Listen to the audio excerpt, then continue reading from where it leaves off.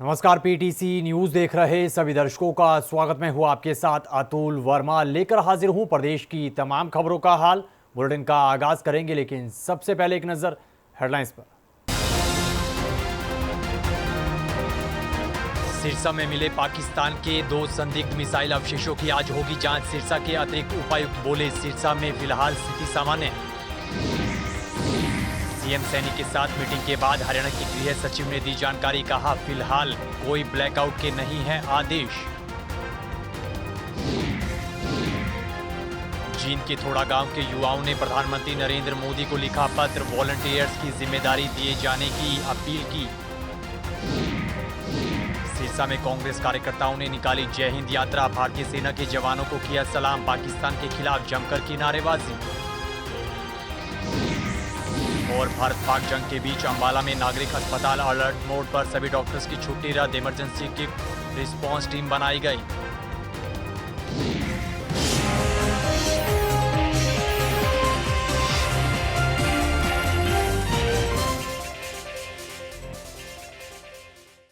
तो चलिए बुलेटिन का आगाज करेंगे अहम खबर के साथ। भारत पाकिस्तान जंग के बीच हरियाणा के सिरसा जिले में मिले पाकिस्तान की 2 मिसाइल के अवशेषों की जांच को लेकर जिला प्रशासन की तरफ से यह दावा किया गया है कि उन्होंने वायुसेना के अधिकारियों को ये तमाम अवशेष सौंप दिए हैं और आज वायुसेना के अधिकारी इसकी जांच करेंगे कि आखिर ये क्या चीज है और ये कहां से आई। सिरसा के अतिरिक्त उपायुक्त ने कहा कि सिरसा में फिलहाल स्थिति सामान्य है और स्थानीय लोगों को किसी भी तरह से घबराने की जरूरत नहीं है। जिला प्रशासन ने सभी एहतियाती कदम उठाए हैं। वहीं एडीसी ने कहा कि बीते कल ब्लैकआउट करने के आदेश दिए गए थे, ऐसे में आमजन इसकी पालना जरूर करें। देखिए, ये कहना कि हमारे ज़िले में मिसाइल आई है कि नहीं, ये हमारा विषय नहीं है। जितने भी अवशेष, जिन भी ऑब्जेक्ट्स के पाए गए हैं, एयरफोर्स स्टेशन द्वारा, सिरसा द्वारा उनको उनके हवाले कर दिया गया है जिला प्रशासन द्वारा। एयरफोर्स सिरसा की जो है अभी रिपोर्ट आनी ड्यू है, उसके बाद ही हम कह पाएंगे कि ये एग्जैक्टली क्या था। तो जो भी अवशेष हमें पूरे सिरसा से किसी भी डिवाइस के मिले हैं, वो एयरफोर्स स्टेशन सिरसा को हमने हैंडओवर कर दिया। ऐसी बात मैं आपसे दोबारा वही बात को रिपीट करूंगा कि जब तक इन्वेस्टिगेशन एयरफोर्स स्टेशन द्वारा कंप्लीट नहीं हो जाती, ये कहना बहुत मुश्किल है कि वो क्या डिवाइस था और वो कहाँ से वो डिवाइस आया। एक बार उनकी पूर्णतः इन्वेस्टिगेशन कंप्लीट हो जाती है तो मिलिट्री आपको ब्रीफ कर पाएगी। देखिए, हम सिरसा वासियों से खासकर आज और कल के दिनों में यही अनुरोध कर रहे हैं कि जो हम आपको एहतियात बरतने के लिए कह रहे हैं उनकी तरफ बढ़िए, क्योंकि ये न्यूज़ बिल्कुल अभी हमारे तक रिसीव हुई है और ऑफिशियल सोर्सेज से हमारे को कंफर्मेशन नहीं आ पाई है। तो आज की डेट में तो जैसे मैंने आपसे शेयर किया, उसी पैटर्न को हम फॉलो करेंगे और अगर इस पैटर्न में कोई चेंज आती है तो मैं कल दोबारा आपसे बातचीत करूँगा। इधर मुख्यमंत्री सैनी की अधिकारियों के साथ हुई मीटिंग के बाद गृह सचिव की तरफ से प्रेस कॉन्फ्रेंस की गई, जिसमें उन्होंने ये जानकारी दी कि फिलहाल हरियाणा में ब्लैकआउट के आदेश कहीं भी नहीं है। वहीं दूसरी तरफ उन्होंने सिविल डिफेंस एनरोलमेंट सिस्टम के बारे में जानकारी देते हुए कहा कि सोमवार से इसे प्रदेश भर में लागू किया जाएगा। आज इनफैक्ट 2 अहम बैठकें हुई हैं। कल हमने नोटिफाई करी है state level civil defence advisory committee. तो सबसे पहले तो मुख्य सचिव की अध्यक्षता में उसकी बैठक की गई, जिसमें सारे जो इम्पोर्टेंट महकमे हैं, जो वाइटल सर्विसेज से जुड़े हैं, बिजली है, पानी है, हॉस्पिटल्स हैं, उनके एडमिनिस्ट्रेटिव सेक्रेटरीज उस बैठक में मौजूद थे और यही चर्चा हुई है कि हमें ये सुनिश्चित करना है कि किसी भी प्रकार की जो एसेंशियल सर्विसेज हैं नागरिकों के लिए, उनमें कोई डिस्टर्बेंस ना आए और उसके लिए जो भी कंटिजेंसी प्लान है वो हर एक विभाग अपनी तैयार करे। उसके पश्चात हमने सभी फील्ड के जो हमारे अधिकारी हैं, उपायुक्त हैं, एसपीज हैं, कमिश्नर्स ऑफ पुलिस हैं, उनके साथ एक और व्यापक बैठक हुई जिसकी अध्यक्षता सीएम साहब ने करी है और उसमें हमने होम और रेवेन्यू डिपार्टमेंट की ओर से 2 मुख्य एक्ट हैं जिनको हम फिलहाल जिनके तहत आगे कार्रवाई कर रहे हैं। इधर सिरसा में मिसाइल अवशेष के दावे पर पूर्व भाजपा सांसद सुनीता दुग्गल ने अपना बयान दिया है। उन्होंने कहा कि एयरफोर्स के अधिकारी इसकी आज जांच करेंगे। वहीं उन्होंने पाकिस्तान पर जमकर अपनी भड़ास निकाली, पाकिस्तान को जमकर अपने निशाने पर लिया और कहा कि भारतीय सेना पर हर देशवासी को गर्व है और हमारी सेना पाकिस्तान की नापाक हरकत का मुंह तोड़ जवाब देने के लिए हर तरह से सक्षम है। इस दौरान उन्होंने आम जनता से पैनिक ना करने और जागरूक रहने की अपील की। है कि जिस तरह का जो हमारे 26 सैलानी पहलगाम में गए और वहाँ पर उनके साथ जो नशंस उनकी हत्या हुई, उसके बाद जो हमारी सरकार ने, हमारी सेना ने वहाँ के 9 जो है ऐसे आतंकवादी ठिकाने जिनको नेस्तनाबूद किया, उसके बाद जो है पाकिस्तान को ये चाहिए था कि वो हमारी भारत सरकार का, हमारी सेना का साथ दे कि हम भी आपके साथ हैं आतंकवादियों को ख़त्म करने में, आतंकवादियों को दूर करने में।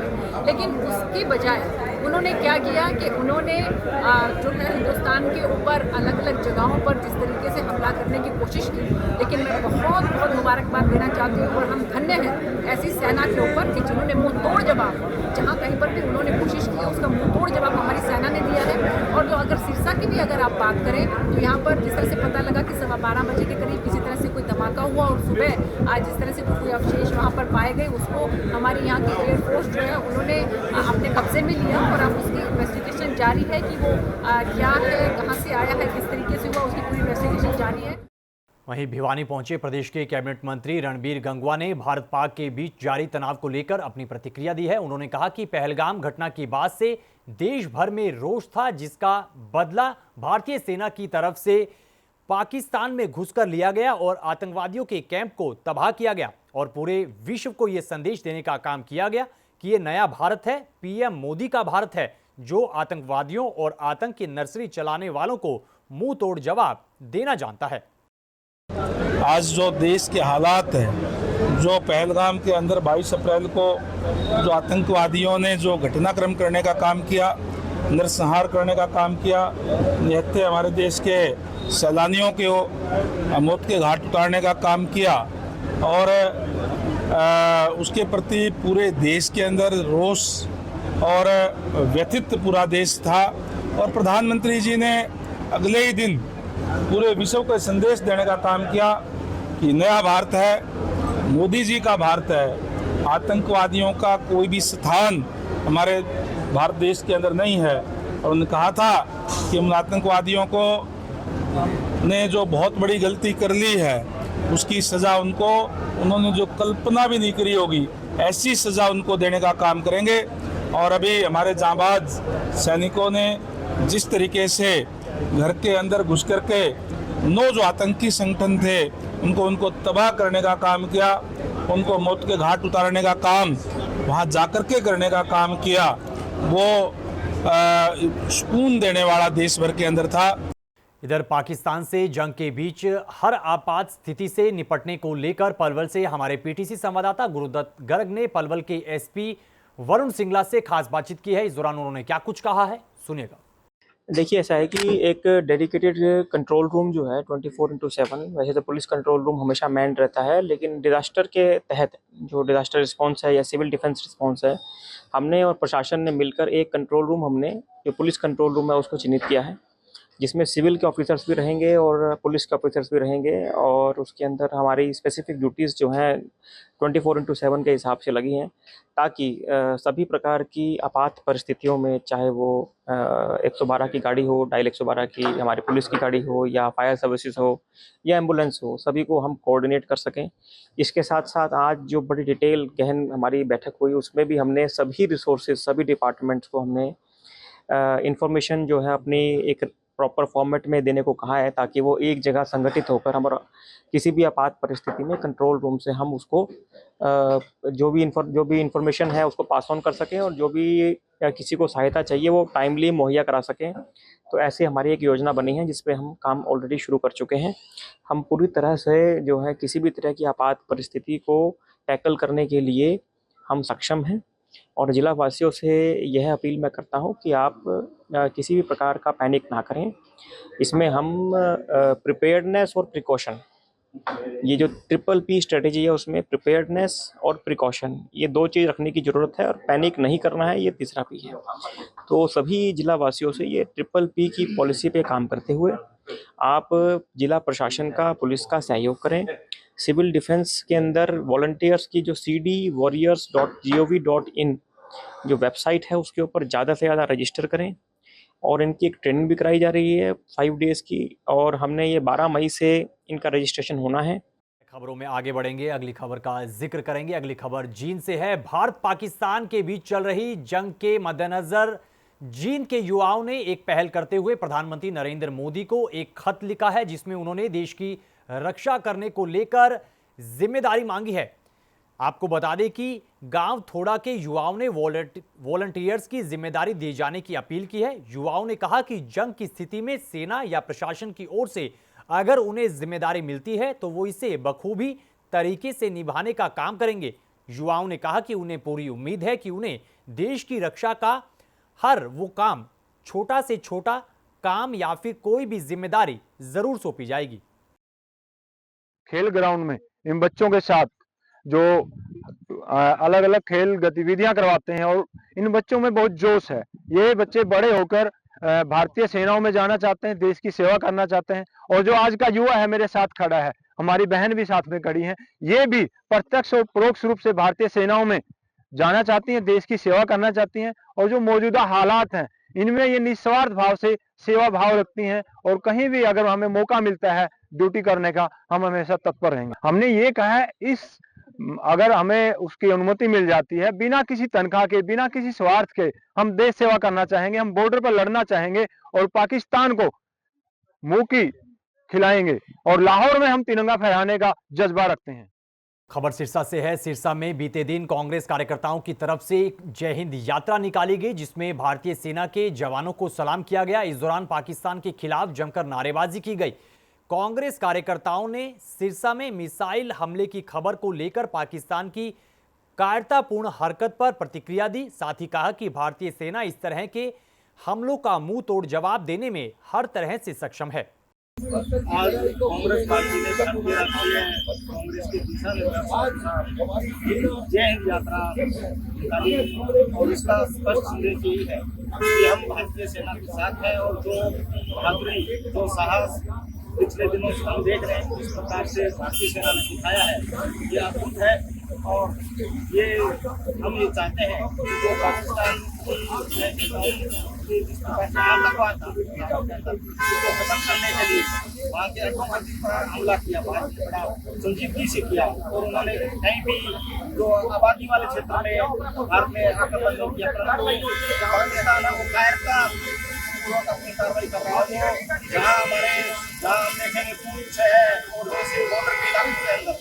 खबरों में आगे बढ़ेंगे, अगली खबर का जिक्र करेंगे। अगली खबर अंबाला से है। भारत पाकिस्तान के बीच चल रहे तनाव के मद्देनजर अंबाला का नागरिक अस्पताल पूरी तरह से अलर्ट मोड पर है और हर स्थिति से निपटने को लेकर तैयारियां तेज की जा रही हैं। मेडिकल ऑफिसर ने बताया कि तमाम डॉक्टर्स और कर्मचारियों की छुट्टियां रद्द कर दी गई हैं। नागरिक अस्पताल की इमरजेंसी को खाली करवाया गया है ताकि किसी भी आपात स्थिति से जल्द निपटा जा सके। इसके अलावा स्वास्थ्य विभाग द्वारा इमरजेंसी क्विक रिस्पांस टीम भी बनाई गई है, जिसमें 8 डॉक्टर्स को शामिल किया गया है। किसी भी आपात स्थिति के लिए निपटने के लिए हमने 2 इमरजेंसी क्विक रिस्पांस टीम बनाई है, जिसमें हर स्पेशलिटी के 8 डॉक्टर्स उसमें पोस्टेड हैं। सभी डॉक्टर्स हेडक्वार्टर मेंटेन कर रहे हैं। किसी भी आपात स्थिति के अंदर हमारी ये दोनों टीमें किसी भी वक्त सिर्फ 2 मिनट के अंदर ही अस्पताल के अंदर आ जाएंगी। इसके अलावा हमने एक कोर ग्रुप बनाया है 4 डॉक्टर्स का, जो कि इमरजेंसी डॉक्टर्स के अलावा हमारे अस्पताल में रात को स्टे कर रहे हैं।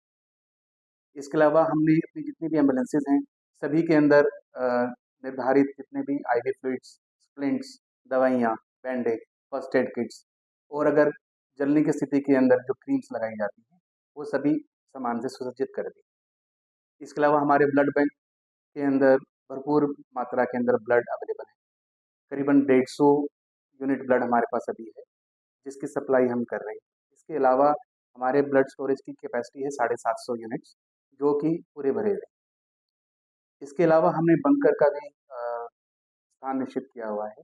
हमारे बेसमेंट में जो बंकर है, किसी भी आपात स्थिति के अंदर किस तरह से मरीजों को वहां पर ले जाया जाएगा, वो सभी प्रणाली हमारे पास मौजूद है। फिलहाल इस खबर के साथ इस बुलेटिन में इतना ही, लेकिन PTC न्यूज़ पर खबरों का सिलसिला बदस्तूर जारी है। आप बने रहिए PTC न्यूज़ के साथ। फिलहाल के लिए दीजिए इजाज़त। नमस्कार।